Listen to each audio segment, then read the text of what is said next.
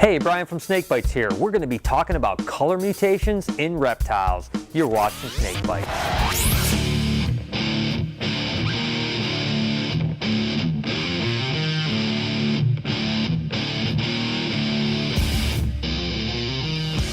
I tell you what, this albino reticulated python is an amazing animal, but let's face it, it's a color mutation, and that's what this entire week's show is going to be about. But before we get started, let's go ahead and take a look at what a color mutation actually is.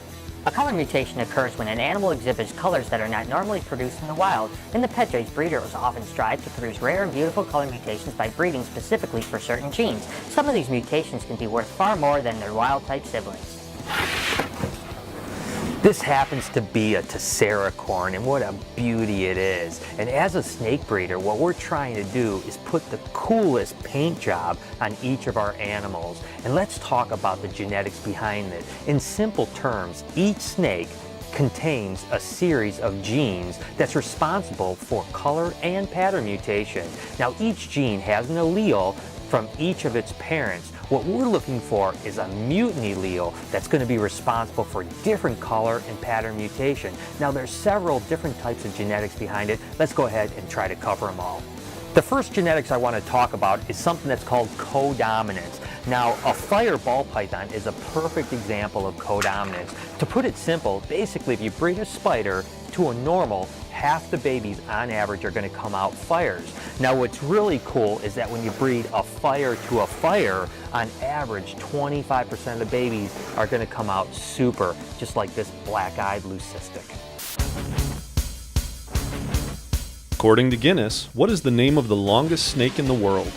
A. Methuselah, B. Medusa, or C. Mephisto? Answer with a comment and keep watching to see if you're right.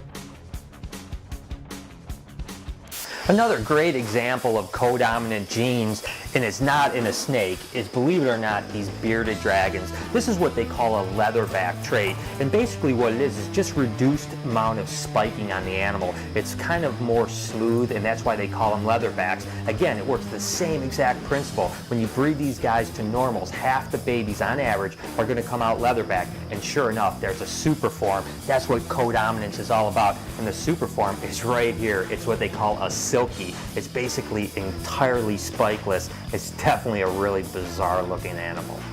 The last example I want to show you of a codominant gene is a cinnamon pastel, and the basic reason why I want to show you this is because, again, a lot of the superforms are really exaggerated mutations, and when you breed cinnamon pastel to cinnamon pastel, you get what they call a super cinny, or a solid blackish brown snake. I don't know, I just really love it. And again, codominance is really cool because not only can you get an animal and produce it really quickly, but also you end up getting the real hidden jewel, which is the super form.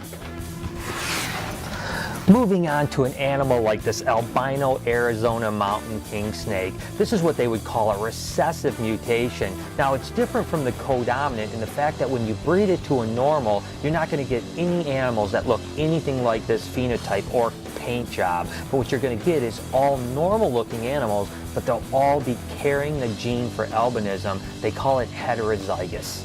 A ghost cow king is another example of a recessive mutation, and what a cute little monkey this guy is. Now, when you breed this to produce your heterozygous animals, you can breed the two hets back together, or the two normal looking offspring, and you're going to get about 25% on average of babies that look just like a chocolate cow king. Now, if you breed a chocolate cow king to one of those heterozygous, it ups your odds to 50% of the actual phenotype or paint job.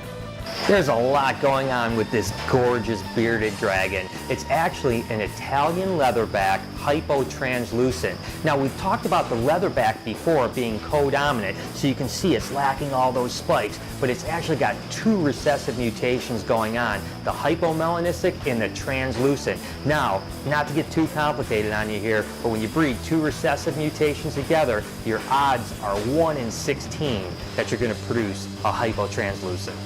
Then we have a polygenic gene, which basically just means that it's a trait that's controlled by 2 or more genes on different loci on different chromosomes. Things like hair color, skin color, and even height are all polygenic traits. When it comes to reptiles, a banana calking is a perfect example. What basically it means, it's a line-bred trait. The more yellow you breed in each generation, it's going to become more and more yellow. Leopard geckos are another one that are full of polygenic trait. There's a lot of line breeding going on. This is a perfect example of one of them. It's a tangerine or carrot tail. Now the more orange animal or more tangerine is something that's going to be bred over many generations. Again, is a great example of what a polygenic gene is. Okay, you guys ready to be a little confused? This is a mystic, which is a codominant mutation, and this is a Mojave that's also a codominant mutation, which basically means that both of these have superforms, but this is where it gets a little bit tricky. They're what they call an allelic gene, which basically just means that a Mojave and a mystic are located on the same allele and occupy the exact same space on that chromosome. So when you breed them together, you don't get a combination or a double codominant, you get what's called an allelic animal, like this mystic potion. And what a beautiful snake it is. What makes it even more interesting is that when you breed a mystic potion to a normal, you won't get any normals whatsoever. You'll either get Mojaves or mystics. Unfortunately, you can't get the mystic potion unless you breed the two together. Producing gorgeous animals like this leopard boa unfortunately means that we have to inbreed in order to concentrate that paint job. Inbreeding is a reproduction from mating parents who are closely related genetically. Inbreeding can increase offspring by affecting its recessive and deleterious traits. This generally leads to a decreased fitness in population, which is also called inbreeding depression. So we have a dilemma. We want to inbreed to concentrate these amazing paint jobs, things like this banana ball python that's just absolutely glowing. But unfortunately, when we are inbreeding, we sometimes get the undesirable traits, such as the spider head wobble, like you can see with this animal here. It's not terribly bad, but it certainly has some neurological issues. There's a saying that all recessives concentrate. So when you're concentrating a phenotype or a paint job, sometimes you get the undesirables. But does it mean that everything is bad about it? The good news is that most tales of negative results from inbreeding are grossly over-exaggerated. Obviously not all of them. But when it comes to reptiles, they come from a relatively small gene pool, so their genetic diversity is relatively small. So as a responsible breeder, it's important for us to do a lot of outbreeding. And remember guys, it's not like we're releasing these things back into the wild. Sam, I'll be totally honest with you, I'm completely out of ideas. Do you think you could help me out come up with like the cool new BHB mutant for the year? What kind of mutations are we talking about here? I don't know, I guess just mutations. How far are you willing to go with this?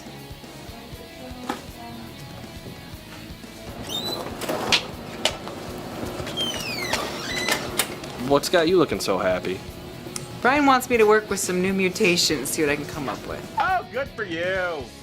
Just you wait and see. Sounds special. Wench. Loser. Short.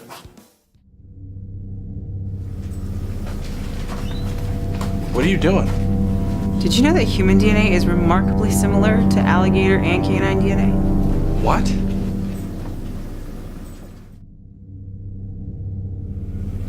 Hey you! Sam? What the hell are you doing over there? You're just doing nothing.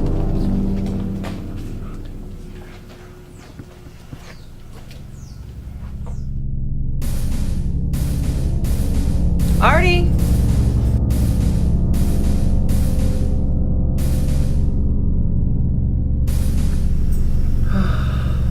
The best way to harvest human DNA is through the thalamus. Oh gosh, I'm gonna have to cut George's head off.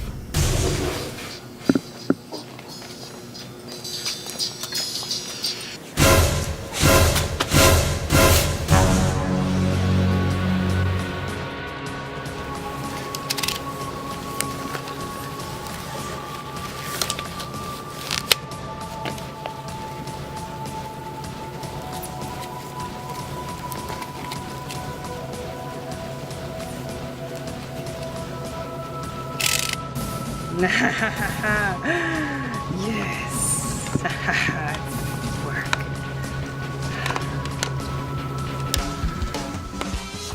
Hey Josh, you seen George lately? No, man. He didn't punch in today. It's weird. Yeah, you know, he didn't punch out the other day either. Guys, come here. My masterpiece is finally complete. I've finally come up with the perfect genetic mutation for Brian. You're weird. Guys, look, it's starting to hatch now. Sam, what did you do?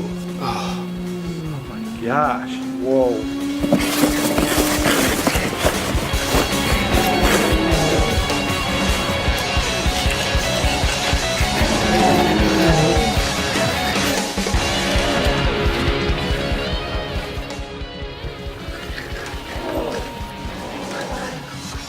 Brian, I have your mutation for you.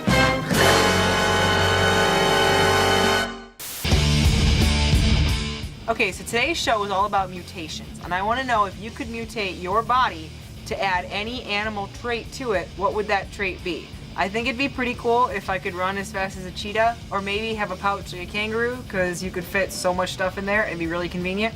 I want to know. Leave a comment below. So there it is. I hope you guys enjoyed the show and get a little bit better understanding of how snake genetics work. If you ever want to follow any of our breeding project or animal adventures, make sure to hit us up over on Facebook and Twitter at SnakeBytesTV. Till next week, you've been watching Snake Bites.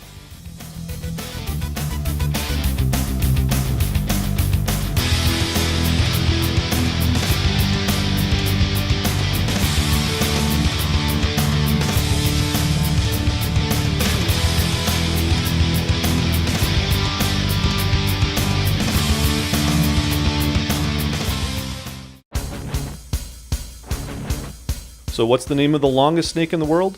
Well, if you guessed B, Medusa, you would be absolutely right. Nice work.